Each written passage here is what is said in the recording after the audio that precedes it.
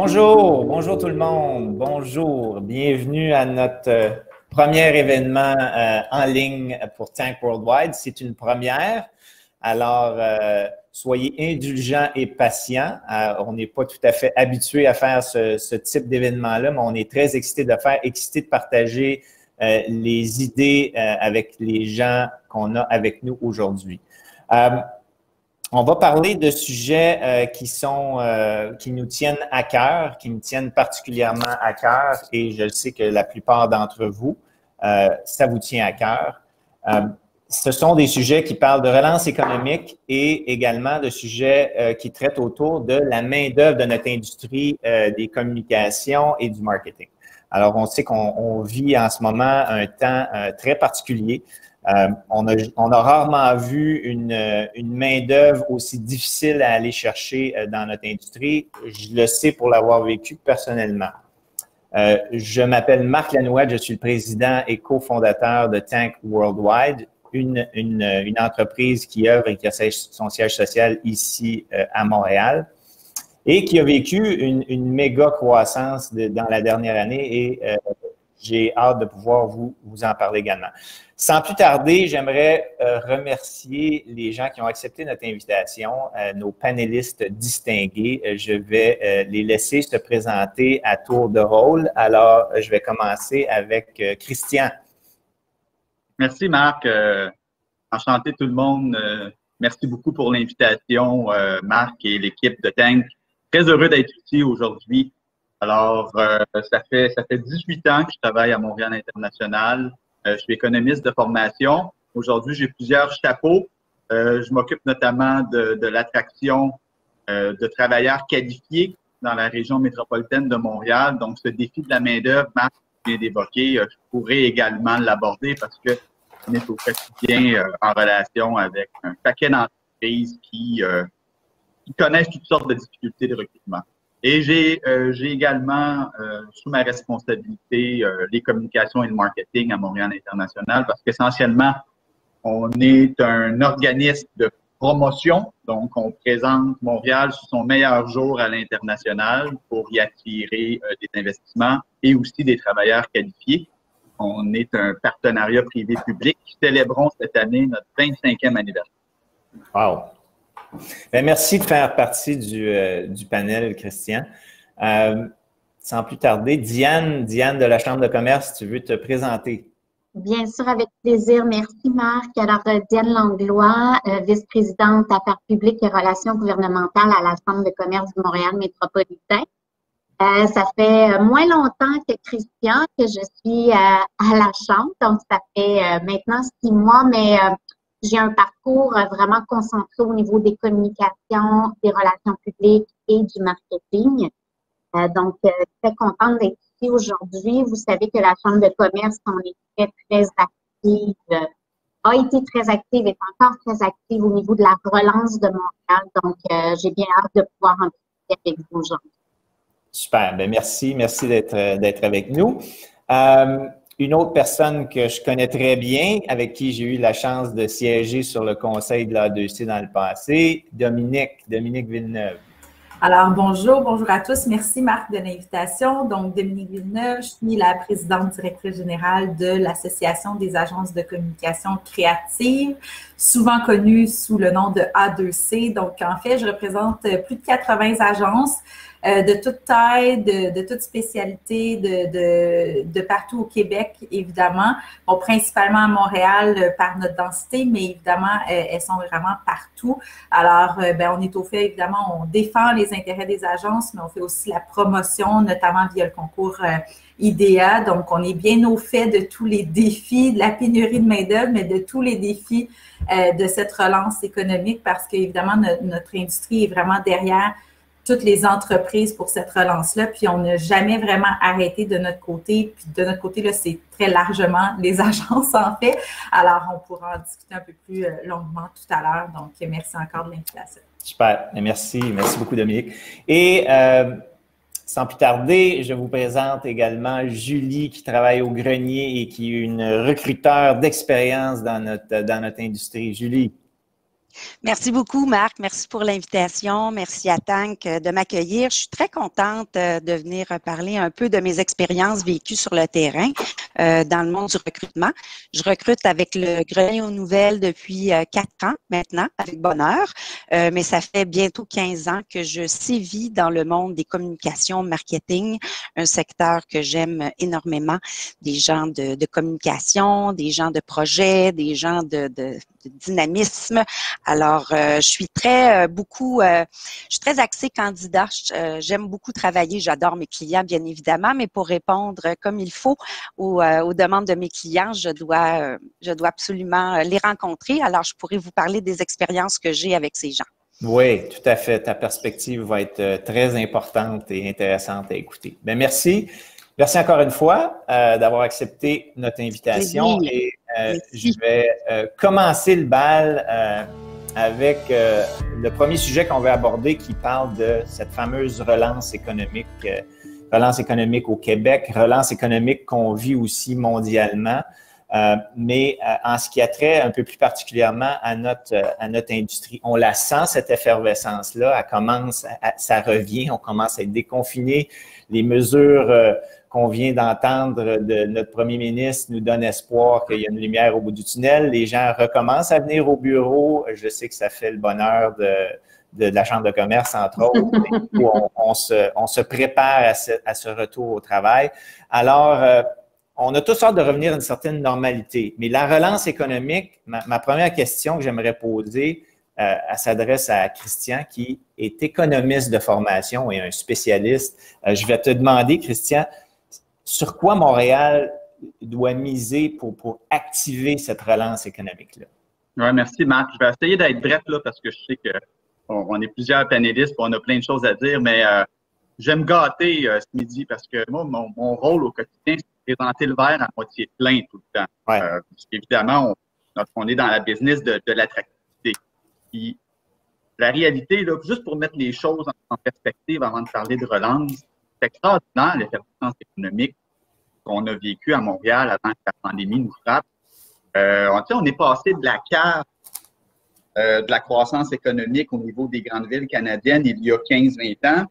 Puis depuis quelques années, on est au sommet du palmarès des grandes villes canadiennes en ce qui concerne la croissance économique. Qui aurait cru en 2018, en 2019, on aurait été devant Toronto, devant Vancouver en termes de croissance économique. Là, évidemment, en 2020, ça a été un petit peu plus difficile, mais si on regarde 2021, encore, les prévisions indiquent qu'on va être devant Toronto, devant Vancouver. Et on est aussi une économie, là, le Québec et Montréal en particulier, très résiliente. On est à notre niveau d'emploi là, est à 98% de ce qu'il était en février 2020 quand la pandémie a commencé. Wow.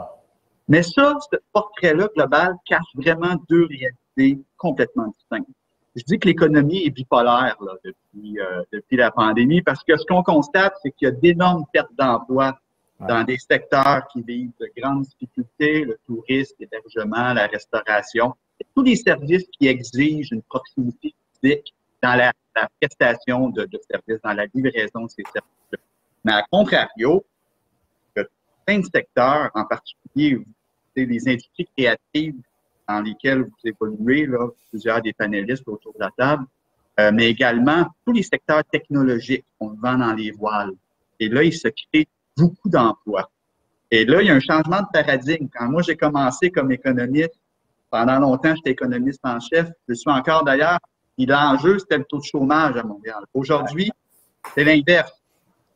Puis en fait, il y a trois, j'ai envie de commencer par ça. Je pense qu'il y a trois choses sur lesquelles on doit miser pour activer la relance économique de Montréal. La première chose, la plus importante, c'est de trouver des façons d'élargir le bassin de talent. Parce que le phénomène de la rareté de main-d'œuvre, ça touche tous les secteurs, ça touche tous les types de postes. J'ai un poste dans mon équipe en communication numérique. Historiquement, là, quand j'avais ce genre de poste-là qui s'ouvrait, on recevait des centaines de CV. La donne a changé. Pareil, tournant en affichage 2 puis 3 fois. Donc, je pense qu'il y a plusieurs solutions pour élargir le bassin de talent. On entend beaucoup parler de requalification de la main-d'œuvre, de persévérance scolaire. À notre niveau, à Montréal International, on offre des services de recrutement international qui gagnent en popularité, donc un service clé en main pour aider les entreprises qui n'arrivent pas à trouver chaussures à leurs pieds sur le marché local de l'emploi à les recruter à l'international. Donc, on a un nouveau site, talentmontréal.com. C'est mon petit moment infopub, mais clairement, c'est un service qui gagne en popularité parce que le talent, c'est le nerf de la guerre. Puis les entreprises étrangères qui débarquent ici nous le disent, l'accès au talent, c'est la principale raison pourquoi j'ai investi à Montréal. Le deuxième élément, la deuxième chose sur laquelle on doit miser, je pense, c'est l'international. C'est super le panier bleu. Je pense que personne ne peut être contre l'achat local, personne ne peut être contre sa vertu, mais je pense qu'il faut aussi résister aux réflexes protectionnistes. Tout à fait. Montréal, c'est une petite économie ouverte depuis toujours avec notre port, notre aéroport, l'international. On n'a pas le poids du nombre au Québec, on n'a pas le poids du nombre à Montréal. Si on veut soutenir notre croissance, si on veut que nos entreprises réussissent, nos PME réussissent, ben, il faut stimuler les exportations. On a très hâte que les frontières réouvrent. Il va falloir continuer à se positionner et à être très actif sur la scène internationale. Un petit chiffre important, là, les entreprises étrangères à Montréal, c'est 17 milliards par année qui achètent dans le panier bleu. Donc, évidemment, c'est deux dimensions qui sont indissociables. Je pense qu'il faut continuer à miser là-dessus. La troisième chose, c'est l'économie verte. Je pense qu'on s'est rendu compte là, au cours pendant la pandémie, ça a bousculé nos façons de faire. Nous autres mêmes, on s'est réinventés à Montréal International. Quand on va pas se remettre à voyager de la même façon qu'on voyageait avant la pandémie. On est en train de se doter d'un plan RSE à l'interne, voir comment on va se remettre à voyager, comment on va utiliser de façon peut-être plus intelligente les déplacements à l'international. Et on travaille aussi activement à positionner Montréal à l'international comme un pôle mondial de l'économie verte, développement responsable et du développement durable. Donc, je pense que c'est fondamental de mettre ça dans l'équation de la relance. Ouais. On a tous cette conscience sociale-là maintenant, particulièrement avec la nouvelle génération. Moi, je le sais que mes jeunes, mes enfants en parlent de plus en plus. Cette génération-là va prendre les choses en main, je pense, mieux qu'on a su le faire, mais on a effectivement un très gros rôle à jouer. Je veux miser sur une chose que tu as dit en termes de penser, bon, le panier bleu, personne n'est contre le panier bleu, mais essayer de penser plus à l'international. Je sais que nous, on a eu la chance de le faire. Ça fait longtemps qu'on prêche pour le talent d'ici, puis essayer d'aller chercher de l'ouvrage ailleurs pour la ramener ici, parce qu'il y a dans la fibre de notre talent ici au Québec quelque chose d'exceptionnel. Puis, je pense qu'il faut voir grand, comme tu l'as dit, et d'essayer d'aller chercher des mandats à l'extérieur et ramener le travail ici et faire rayonner le talent qu'on a ici. Moi, il y a une question que je veux vous poser, puis je l'ouvre à tous. Qu'est-ce que vous pensez qui fait que le talent du Québec peut se distinguer? Si j'en parle dans notre domaine, mais aussi dans d'autres domaines, qu'est-ce qui est unique au talent québécois, dans notre DNA?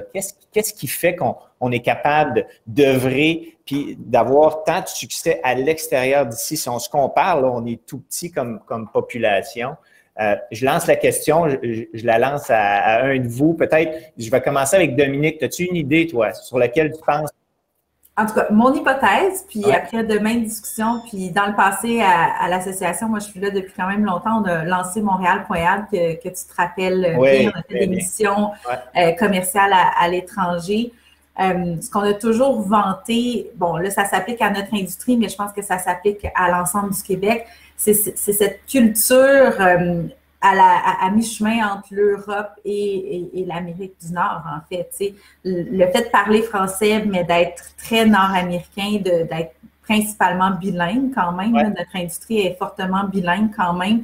Donc, d'avoir des références américaines, d'avoir des références canadiennes, d'avoir des références québécoises, parce qu'on a un star system très, très fort ici, mais aussi européen. Donc, on est vraiment, je trouve, à la croisée de l'ensemble de ces cultures-là. Et je pense que ça fait de nous un marché assez unique. C'est un microcosme, là. En fait, surtout dans notre industrie, c'est qu'on est capable d'avoir les insights sur les différents consommateurs, peu importe où ils se trouvent, puis d'avoir des références où ça nous dit quelque chose parce qu'on comprend leur langue, puis on comprend leur culture aussi. Je pense qu'un autre élément supplémentaire qu'on entend souvent, c'est au niveau de la débrouillardise. C'est que nous, souvent, notre petitesse, puis ce que Christian disait, là, la force du nombre, mais c'est qu'on fait beaucoup avec pas beaucoup. Donc, on pense souvent que nos budgets, même en marketing, qui sont très gros pour notre propre marché, mais sont minuscules quand on regarde au niveau mondial. Puis, on réussit à faire des chefs-d'œuvre de création, en numérique aussi, mais aussi en production. Donc, on arrive à trouver plein de solutions avec beaucoup moins de moyens souvent que la moyenne, je dirais.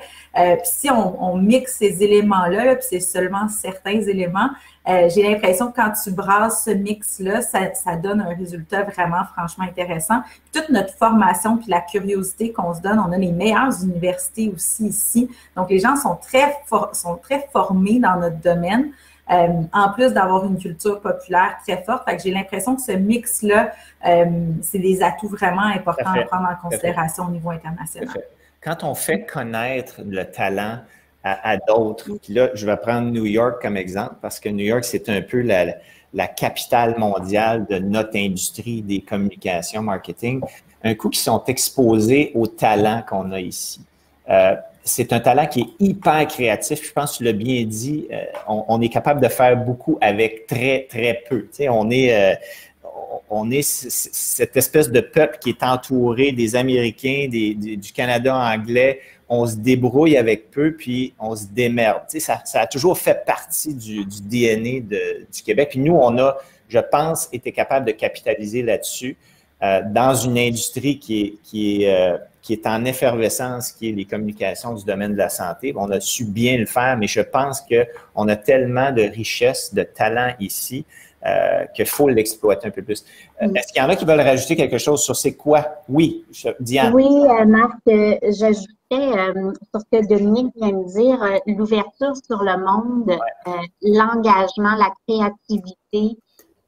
Oui, on fait peu, on fait beaucoup, c'est-à-dire avec ce qu'on a, mais on a quand même des projets de signature qui sont connus à travers le monde. Quand tu parlais du Starman, tu sais, le Soleil, Céline. Tout à fait.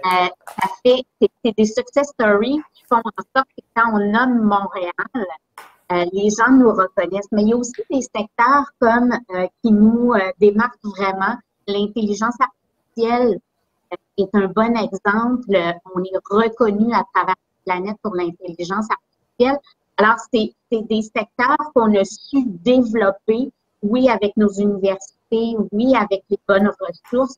Mais quand on prend un projet ou un secteur et qu'on y croit, je pense que l'engagement des Québécois fait toute la différence. Tout à fait. Je suis d'accord avec toi. Puis je vais y revenir à la fin. J'ai une question que je veux poser à ce niveau-là. Julie, toi qui recrutes beaucoup de gens et qui voit du talent sur une base régulière, c'est quoi, d'après toi, qui est différent de nos marketeurs ou nos gens dans notre domaine ici qui est unique? Moi, je trouve qu'ici, je remarque beaucoup la fibre entrepreneur des Québécois. On a tout le côté débrouillard, comme on disait tantôt, mais il y a une fibre entrepreneuriale et intrapreneuriale aussi, de gens très débrouillards qui sortent des fois de la boîte pour avoir à amener des solutions originales. Moi, ça, je le vois beaucoup, beaucoup. Ça vient probablement, comme Dominique disait tantôt, du fait français en Amérique, qui est tout à fait unique. C'est comme si on a peut-être différent, une pensée large sur certaines choses et une connaissance de plusieurs cultures. Alors moi, c'est ce que je remarque beaucoup. Je vois beaucoup de débrouillardise, de gens qui veulent, beaucoup de créativité aussi, des gens qui pensent à des organisations. Ça crée des changements aussi dans le bassin des gens qui sont disponibles à l'emploi présentement. Ça crée des inconvénients parce que sur le bassin de gens qui étaient ouverts à des emplois salariés. Il y en a de plus en plus qui prennent le chemin du travail autonome.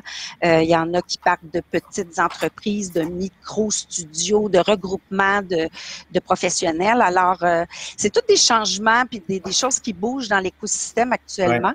Ouais. Et moi, c'est ce que je remarque beaucoup de la fibre créative des Québécois. On a comme envie toujours d'arriver avec quelque chose qui sort de l'ordinaire.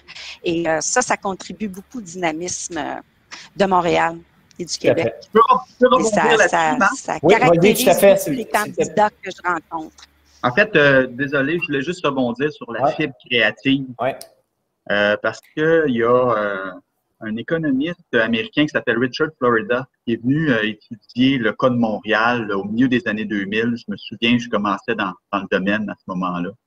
Puis ça m'avait bien marqué parce qu'il est arrivé, lui, il se spécialise dans les questions de compétitivité urbaine. Tu sais, c'est son domaine d'analyse. Puis il était venu étudier Montréal. Je pense que c'était Culture Montréal à l'époque qui avait fait ça. Puis ce qu'il avait dit, c'est ce qui démarque, puis je rejoins ta question du départ, Marc, il démarque le talent au Québec, en sorte que le talent est particulièrement intéressant au Québec.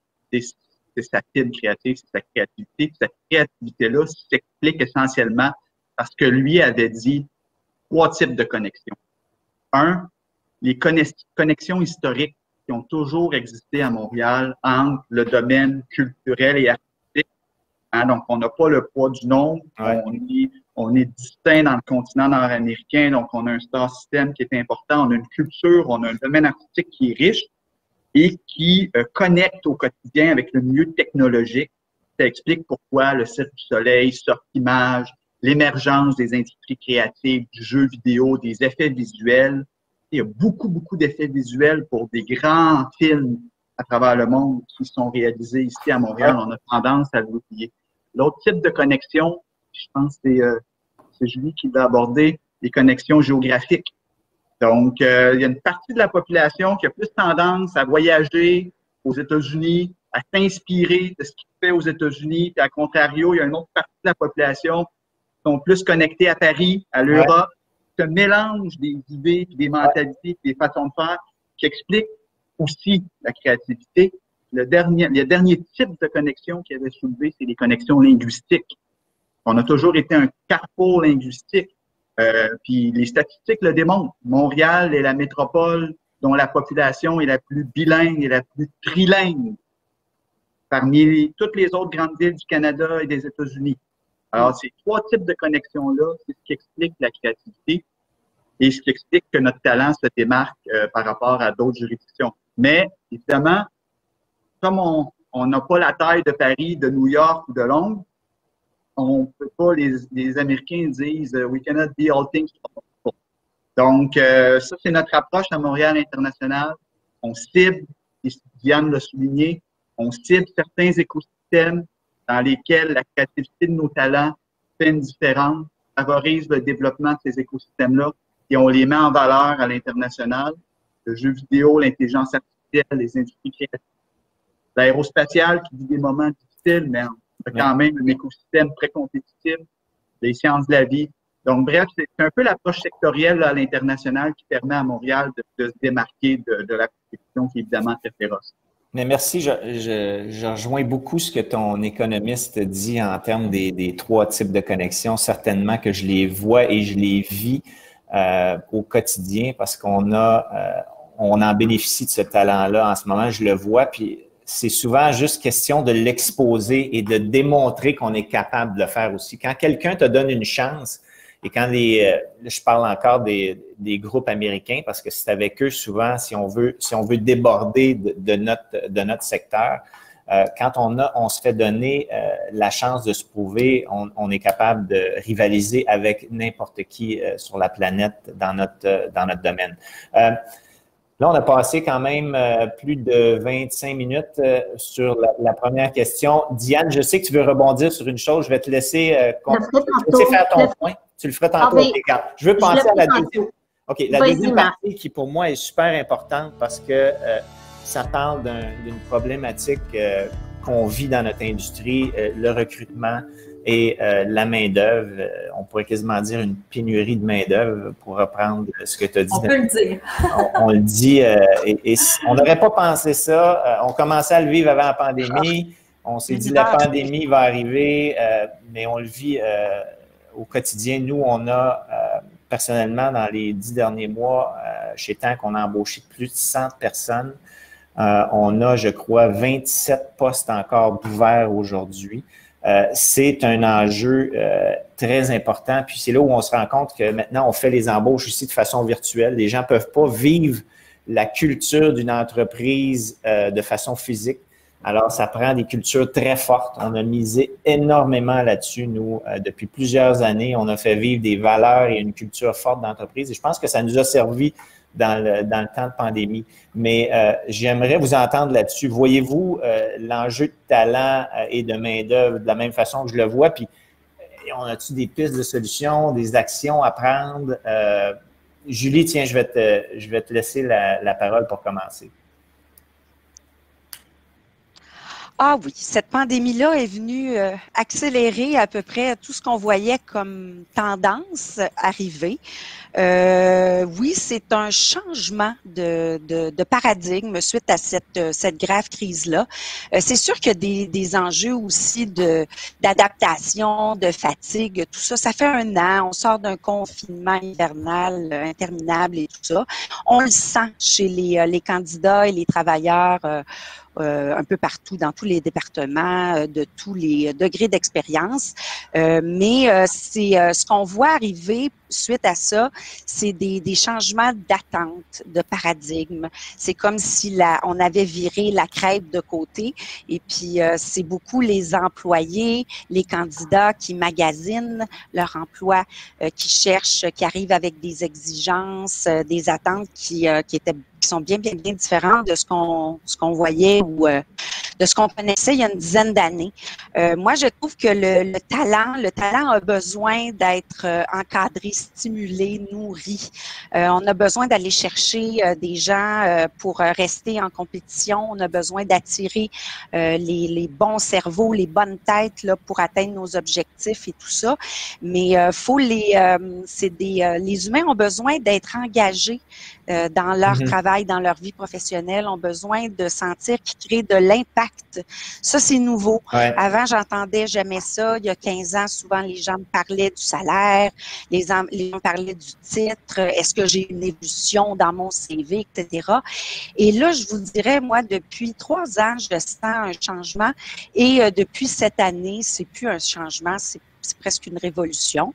C'est les gens qui ne veulent plus accorder leur temps dans certains secteurs d'activité avec lesquels ils n'ont pas de valeur en commun. Les gens les gens choisissent, se positionnent, apprennent à dire non dans des structures ou dans des écosystèmes dans lesquels ils ne se retrouvent pas. Je trouve que les employés et les talents sont en train de, tranquillement, avec leurs attentes, de mettre la table sur ce qui s'en vient. Moi, je les écoute beaucoup, puis je me dis, OK, là, on est plus à vouloir travailler dans des hiérarchies horizontales. Tu sais, tout ce qui était vertical, on a eu besoin de ça historiquement là, pour s'organiser socialement et tout. Mm-hmm. Mais avec l'arrivée du numérique, avec la diversité, ça prend une équipe pour monter un projet, un site Internet. Je veux dire, on peut pas tout faire soi-même. Alors, ça exige une horizontalité de collaboration qui amène une révolution totale du leadership. C'est moins du contrôle de l'autorité. Ouais. Les gens ont envie de s'engager, de nourrir en fait le projet et ce que sur la table à livrer. Ouais. Alors, moi, c'est ce que j'entends et je vois beaucoup. Je trouve ça rassurant pour les humains parce que les gens sont en train, on dirait, de se repositionner en eux-mêmes et de se définir. Et ça va amener des changements intéressants dans les écosystèmes, dans les bureaux, beaucoup dans tout ce qui est communication déjà. Et c'est déjà un secteur qui est à l'avant-garde, je pense. Les choses qui se passent dans le secteur des communications vont souvent se répéter dans d'autres secteurs. On a une responsabilité. Alors, Puis on a un gros rôle à jouer, je pense, à ce niveau-là. Je rejoins beaucoup de choses que tu as dit, particulièrement la nouvelle génération, l'horizontalité, les salaires, les titres. C'est plus ça qui les attire autant que leur propre système de valeurs. Est-ce que ton entreprise répond à mon système de valeurs? On cherche plus à avoir une raison d'être. C'est des choses que je sens que tu vois. Julie, je serais curieux d'avoir Est-ce qu'on s'engage dans mon développement? Oui, tout à fait. Je serais curieux d'avoir la perspective de, des fois, c'est ça qu'on Dominique. Dit. Ben, en fait, j'abonde dans le même sens que Julie. Là, on voit cette grande révolution-là. D'un point de vue A2C, nous, notre dernier sondage qu'on a fait sur le sujet au niveau des dirigeants d'agences, notamment, puis Marc, ça va te parler, là, parce qu'en engageant 100 personnes, puis en ayant 27 postes, nous, en février, il y avait 500 postes à pourvoir dans nos agencements. Wow. Et 375 supplémentaires d'ici le mois de juin, là, ce qui veut dire maintenant. Là. 875 postes, là, c'est comme créer 3 grandes agences. C'est comme un peu... C'est fou. C'est un peu fou. C'est même à se poser de nombreuses questions sur où est notre talent, il est parti où.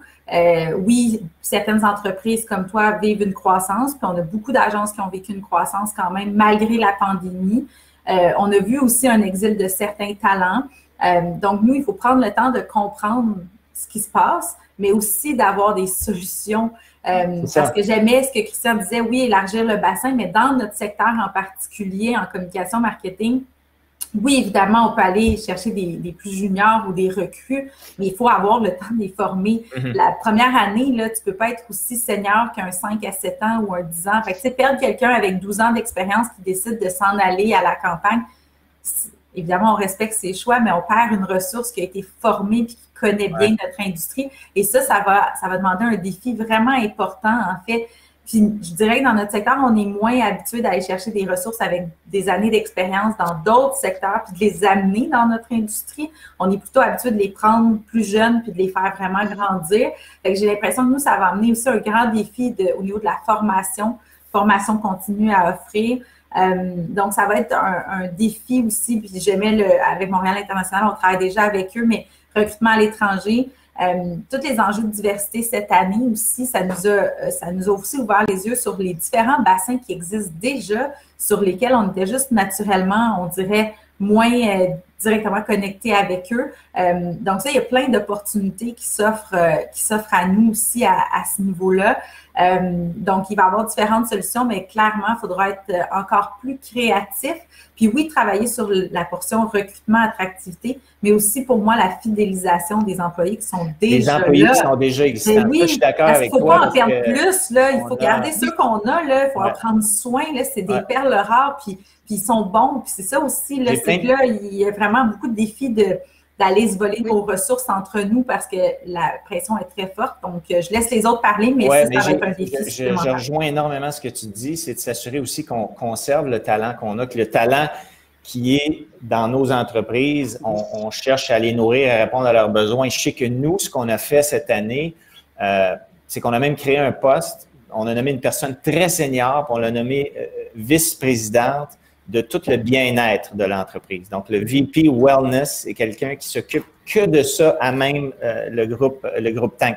Puis, c'est des choses, tu sais, pour nous, le bien-être, c'est tant autant du côté physique, du côté mental, même qu'est-ce qu'on peut faire pour notre communauté. Quand les gens se retrouvent là-dedans, je pense qu'on commence à nourrir quelque chose d'hyper important. Tu sais, on fait des petites actions comme des sessions de yoga virtuelles, des sessions, des défis sportifs. À tous les mois, il y a un nouveau défi sportif qui est donné avec Strava. Les gens se donnent des petits défis. Donc, au niveau des cours qu'on peut donner sur l'ergonomie à la maison, des clubs de lecture. On a fait des conférences sur le happiness au travail. Qu'est-ce que c'est d'être heureux au travail? Comment on fait pour se rendre happy au travail? Il y a même la personne qui est venue nous parler, c'était la CEO, la présidente de Happiness.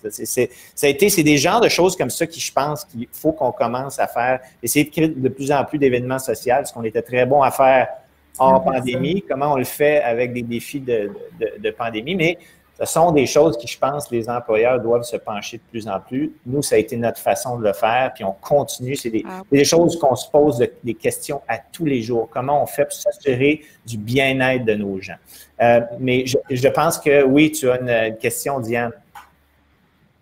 Intéressant ce que tu dis, Marc, puis ça démontre vraiment une nouvelle tendance où on est passé de l'ère des tables de baby-foot, des bars à café, des vendredis pizza, et là, c'est vraiment, on est dans l'ère du bien-être. Tout à fait. Et on a des ressources qui ont envie de donner du sens à leur travail. Il faut que ça soit en lien avec leurs valeurs, et c'est comme ça, j'ai l'impression qu'on va les retenir. Ouais. Je voulais vous partager, on a mis sur pied à la Chambre un mouvement économique qui s'appelle Relançons Montréal au cours de l'automne. Donc, on a vraiment rassemblé l'écosystème du milieu des affaires. On a fait des diagnostics, des états des lieux établis avec 11 plans d'action, donc vraiment des plans d'action ciblés par secteur, avec des actions concrètes pour à la fois le milieu des affaires, mais aussi les gouvernements, les différents paliers de gouvernement. Qui ont émergé, ce que je trouvais intéressant, ce qui a émergé de toutes ces discussions-là. Donc, on a discuté avec plus de 6 000 participants, c'est que la relance va devoir s'appuyer sur des principes fondamentaux. Et ces principes-là, c'est s'appuyer sur l'humain avant tout, être inclusif, être vert, favoriser, oui, l'achat local, l'économie locale, mais on doit être aussi ouvert sur le monde. On doit permettre de bâtir l'économie du futur. Donc, quand on parle d'intelligence artificielle, de technologie de l'information, des sciences de la vie, c'est là-dedans que ça rentre. Et le dernier point, c'est ça doit passer par l'engagement de tous. Et je trouve que le lien est très fort avec ce que les employés recherchent. Ils ne recherchent plus un emploi, ils recherchent vraiment de travailler, de contribuer pour une organisation qui a une mission, qui a une vision, qui a des valeurs qui sont propres à leurs valeurs. Puis il ne faut pas oublier aussi un élément important, c'est la valorisation de l'immigration. Que la pénurie de main-d'œuvre, elle est présente, c'était même avant la pandémie, elle est exacerbée par la pandémie. Il y a des changements de paradigme, mais l'immigration est une des solutions, elle n'est pas la seule, mais il ne faut pas mettre ça de côté. Puis je trouve que le lien est intéressant depuis le début de notre conversation quand on parle des valeurs montréalaises, des valeurs québécoises, cette ouverture sur le monde, tu sais, être une terre d'accueil à Montréal pour ces immigrants-là, il y a une partie de la solution. Je suis d'accord.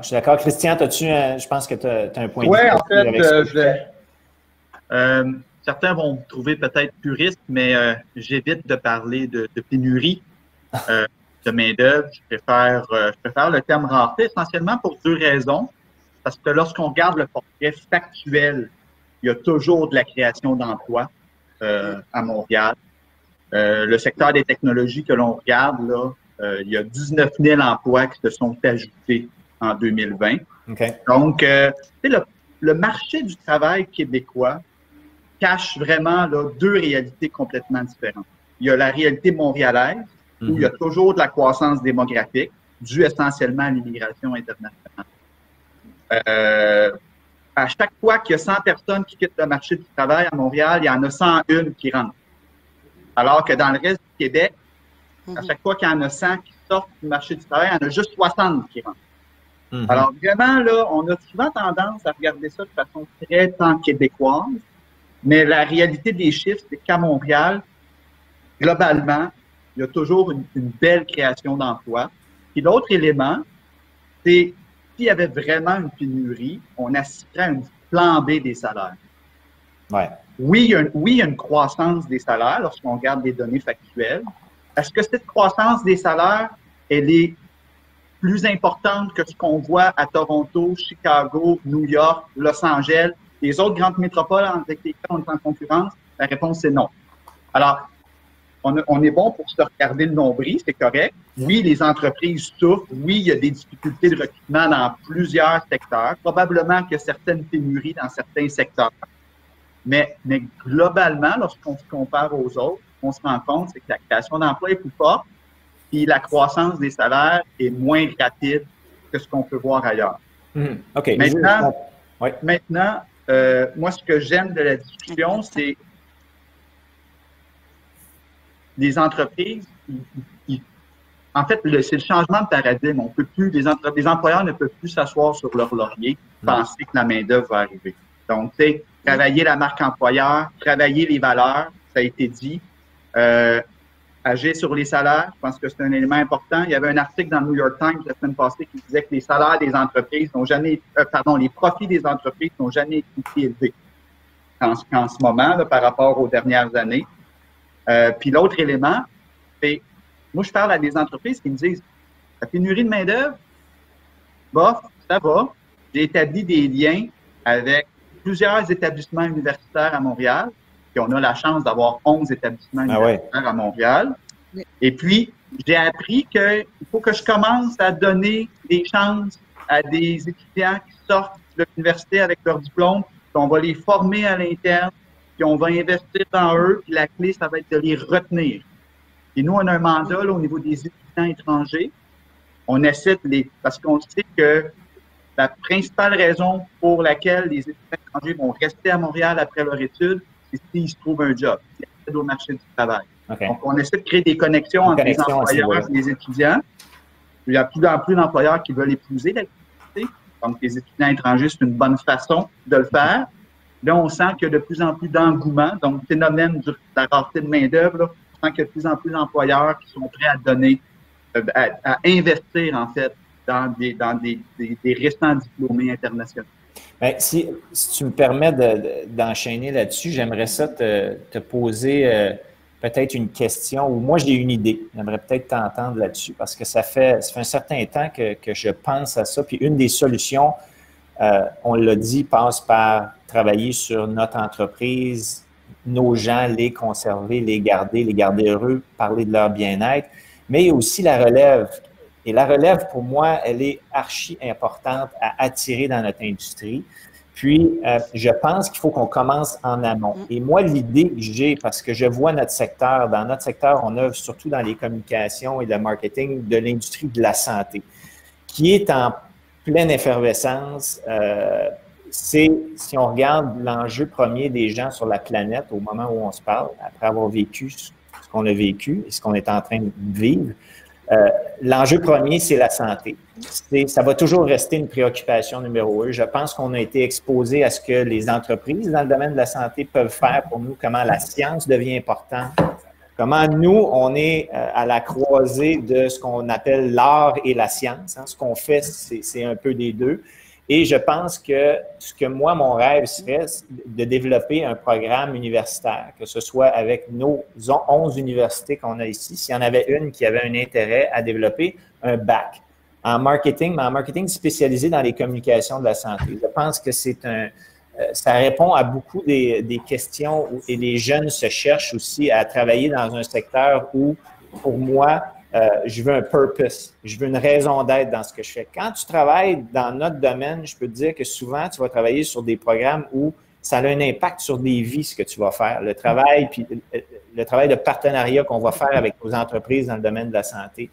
Et je pense qu'il y aurait intérêt pour les universités à s'ouvrir, à développer des programmes pour développer de la main-d'œuvre et que Montréal puisse, par le fait même, devenir un hub mondial de la créativité dans le domaine de la santé. J'aimerais t'entendre là-dessus parce que moi, j'ai peu d'expérience avec le monde universitaire, mais toi qui gravites beaucoup avec ce domaine-là, est-ce que tu penses qu'il y aurait un intérêt?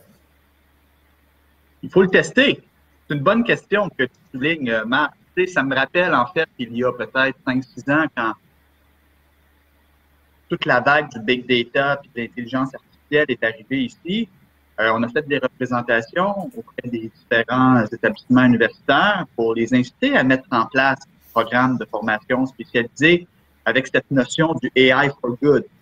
Peut-être que ça rejoindre les jeunes, de pouvoir travailler dans le domaine de l'artificiel, puis faire des choses qui vont aider l'humanité d'un point de vue éthique, d'un point de vue social. Et puis, ce qui est arrivé, puis on l'a vu au cours des dernières années, il y a de plus en plus de programmes, bac, maîtrise, doctorat, qui ont été créés spécialement pour répondre à la demande de travailleurs spécialisés dans le domaine de l'intelligence artificielle qui est en pleine effervescence. Donc, ça me fait, ce que tu viens de dire, c'est déjà arrivé dans d'autres secteurs. Alors, il faut le proposer. Puis, je pense que les universités ont envie aussi de mettre en place des programmes qui sont nichés, qui rejoignent les jeunes. Puis, c'est un peu... on en a beaucoup. On a un dispositif de formation universitaire qui est extraordinaire à Montréal. On est la capitale canadienne des universités. Il faut créer des connexions. Moi, je pense que c'est un domaine d'avenir. En fait, la solution à l'enjeu de main-d'œuvre va passer par des liens plus serrés avec le monde universitaire. Tout à fait. Diane, tu peux nous aider? Oui, bien en fait, lundi prochain, on a un événement à la Chance justement avec les quatre universités de Montréal. Ouais. Aussi, la Fédération des cégeps et tout ça. Puis un des sujets, des thèmes, c'est exactement ce que tu viens d'illustrer, Marc. Cette connexion, ce lien entre le savoir et la réalité d'affaires. On se rend compte, ce qu'on entend, par exemple, des compagnies comme Ubisoft qui sont très connectées avec la formation. Il y a un disconnect entre ce que tu apprends, soit en technique ou soit à l'université, et les nouvelles technologies, le développement vidéo que les employeurs ont besoin actuellement. Donc, il y a comme une espèce de mise à niveau qui doit être faite et c'est en discutant justement avec les universités-là. Donc, ton idée est très, très bonne, je trouve, parce que tu as besoin de ressources dans ce secteur-là, mais il faut que ce dialogue-là prenne forme puis qu'on développe une stratégie pour vraiment rapprocher le secteur de l'enseignement supérieur à la réalité du travail. Bien, j'ajouterais, Diane, tu mets la table parfaitement pour ce que j'allais ajouter, en fait, parce que je pense qu'à l'ADEC, c'est un de nos rôles aussi qu'on prend hyper au sérieux. On est près de toutes les universités. On a 2 concours relève. On a concours relève marketing, mais concours relève communication aussi. Mais il y a un travail d'élargir, en fait. C'est que dans notre industrie, un des défis, c'est que c'est tellement varié nos domaines, nos spécialisations. Bon, au niveau de la communication, au niveau de la santé, mais même au niveau numérique. Tu sais, oui, on parle souvent d'Ubisoft, mais nous, dans notre industrie, là, le numérique est intrinsèque à tout ce qu'on fait aujourd'hui aussi. Mais c'est pas les mêmes besoins que Ubisoft nécessairement. Donc, il y a un énorme besoin d'allier la formation académique aux enjeux professionnels et non pas pour changer le curriculum, mais pour ajouter ou pour s'assurer d'être présent aussi. Parce qu'il y a une portion que les universités peuvent faire, mais il y a aussi une portion de notre industrie dans les conférences, dans les implications qu'on peut faire pour vraiment ajouter puis bonifier ces programmes de formation-là. Nous, on est déjà engagés dans cette voie-là, mais je dirais que ça va vraiment s'intensifier cet automne. Donc, Marc, on pourra travailler ensemble pour faire avancer ton idée. Puis avec nos autres collaborateurs, on pourra être plusieurs parce qu'évidemment, pour faire arriver des programmes comme ceux-là, ça prend vraiment une grande équipe puis beaucoup de collaboration. Mais je pense que c'est toutes des choses qui se peuvent. C'est ça. Je pense qu'il faut innover, il faut pousser. Je pense qu'il y a un besoin pour le faire. Alors, s'il y a des gens universitaires qui nous écoutent, l'invitation est lancée. On serait prêt à vous aider à développer un cursus pour ce programme-là. Je pense que même au niveau des stages et faire des programmes coopératifs, si on regarde juste à Montréal, toutes les entreprises pharmaceutiques qui siègent à Montréal, des gros sièges sociaux, qui cherchent aussi à avoir une main-d'œuvre qui serait plus spécialisée. Des entreprises comme la nôtre. Alors, il y a place à ça. Alors, je pense que... Envoie-les pas chez tes clients, gardons-les dans les agences. Gardons-les dans les agences, mais je pense qu'il faut voir large. Dans notre cas, à nous, et ce qu'on fait très bien, nous, c'est qu'on a été chercher beaucoup de gens de l'industrie pharmaceutique et ils sont convertis à notre industrie. C'est ce qui nous différencie beaucoup. On a un layer très senior de gens qui travaillent, des gens de l'industrie qui sont venus puis qui ont fait le switch en agence de communication marketing et c'est le modèle qu'on préconise. Je pense que ça nous rend beaucoup plus, je pense, serviable, puis on amène un peu plus de thought leadership à nos clients en ayant des gens qui ont déjà été assis dans les mêmes sièges qu'eux. Alors, c'est ça. Là, je pense qu'on va passer à la période de questions parce qu'on a reçu des questions pendant qu'on jasait et j'ai les questions devant moi. J'en ai quelques-unes. Alors, je vais commencer avec la première question. Je suis pharmacienne avec 6 ans d'expérience en marketing, stratégie, qui vient tout juste de déménager à Montréal. Que puis-je faire pour que ma carrière à l'international soit un atout, compenser ma faible connaissance du marché canadien? Y a-t-il des formations ou des certificats? Très bonne question. Est-ce qu'il y a quelqu'un qui... Dominique, as-tu une idée? Bien, oui, il y a définitivement de la formation. Évidemment, il faudrait un peu plus connaître son profil pour être capable de bien l'orienter, mais il y a de la formation continue, il y a différentes organisations qu'on pense, bon, Grenier, là, j'ai Julie devant moi, mais Julie, au Grenier, ils offrent de la formation. Infopresse, la Factory offre de la formation continue aussi. Là, est-ce qu'elle veut aller plus en communication marketing? Ou si c'est complémentaire, là, il faudrait valider. Il y a les universités qui ont des programmes de formation continue aussi. HEC notamment, il y a l'ABC de la communication marketing. Fait qu'il y a différents programmes, mais si elle veut m'écrire personnellement, selon son profil, si elle veut me donner des détails, elle peut trouver mes informations sur a2c.québec, puis je lui répondrai personnellement si elle le souhaite. Donc, Dominique Villeneuve s'en parle personnellement. Deuxième question qui va peut-être s'adresser plus à Christian ou Diane. Montréal a de forts atouts au Canada, mais comment peut-elle faire le poids face à d'autres villes en Europe, aux États-Unis ou en Asie qui ont des technologies plus avancées? Je peux peut-être commencer, Diane, puis pour enchaîner, parce que c'est une excellente question, puis qu'on se pose à Montréal International depuis plusieurs années, parce qu'il y a une majorité de, comme je l'ai dit en introduction, on est un partenariat privé-public, et puis on a une majorité de dirigeants du secteur privé sur notre conseil d'administration qui, année après année, nous fixe des objectifs très précis en termes de valeur d'investissement étranger qu'on réussit à faire atterrir à Montréal, en termes de nombre de travailleurs étrangers qu'on réussit à faire atterrir à Montréal. Donc, on est obligé, nous, d'être très result-driven. Et comme je l'ai dit en introduction, on n'est pas vrai qu'on peut être bon dans tout. Donc, il faut choisir. Il faut choisir des secteurs et des écosystèmes dans lesquels on se positionne parmi les leaders mondiaux. Leaders mondiaux, pardon. C'est le jeu vidéo, les effets visuels, l'aérospatial, la pharmaceutique, la cybersécurité, l'intelligence artificielle, les batteries. C'est un nouveau secteur, l'hydrogène vert aussi. Donc, ces secteurs-là, on a du talent, on a une structure de coût qui est compétitive, on a des politiques fiscales qui sont avantageuses, on a des écosystèmes qui sont riches, et donc on est capable de se démarquer contre les meilleures juridictions à travers le monde. Et c'est en misant, tu sais, je le sais que choisir, c'est exclure, mais c'est en ayant une approche qui est ciblée sur le plan sectoriel que je pense qu'on est capable de se démarquer et d'attirer de la richesse ici, qui va profiter à l'ensemble des PME et des entreprises. Bon point. Bon point. Diane, tu voulais rajouter? Oui, ben, je pense que c'est pour tout ce que, voyons, Christian vient de dire d'un point de vue économique, c'est super important. Il y a aussi, c'est pourquoi Montréal, pourquoi tu viendrais à Montréal, pourquoi qu'on 5 ans à Montréal, ben, on a une ADN qui nous est propre. On est une ville accueillante. On est une ville le fun, créative. On a les meilleurs restaurants au Canada. On a sorti la semaine dernière une étude gastronomique. C'est fou les retombées économiques de nos restaurants, de cette haute gastronomie-là.